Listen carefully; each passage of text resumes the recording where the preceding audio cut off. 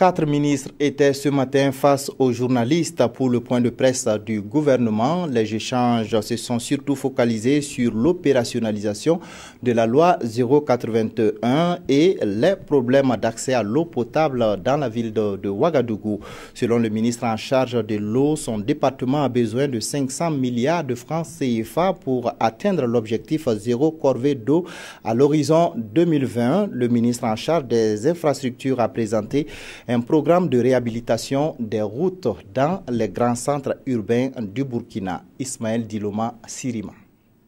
Pour atteindre l'objectif zéro corvée d'eau d'ici à 2020, le ministre en charge de l'eau dit avoir besoin de 500 milliards de francs CFA. Le problème se trouve au niveau des ouvrages et des infrastructures de production de l'eau potable.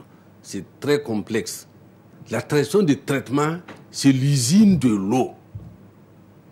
Et ça fait l'essentiel du coût. Ça, c'est un.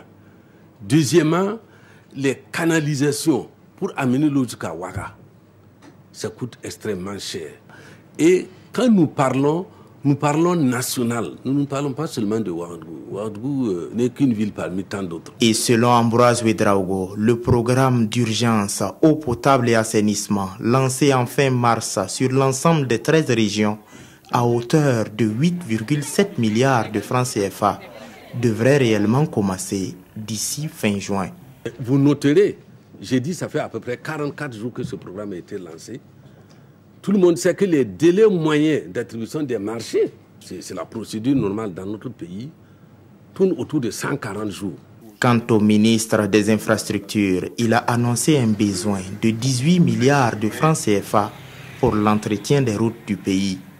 Il a également présenté un programme pour les grands centres urbains. Pour réhabiliter le boulevard des Tansoba dans sa section entre l'échangeur de Ouaga 2000 et l'échangeur de l'Est, c'est-à-dire la circulaire qui passe devant le CIAO et devant l'hôpital pédiatrique. Et puis il y a le grand projet de contournement de la ville de Ouagadougou. C'est un projet de 125 km dont les études sont également achevées. Donc il s'agit d'une nouvelle circulaire. Les questions de reversement des agents de la fonction publique, conformément à la loi 081, ainsi que leur impact sur les bulletins de salaire, ont été évoqués. Pour certains, c'est peut-être plus de 10 ou 15% même de gains sur leur ancienne rémunération.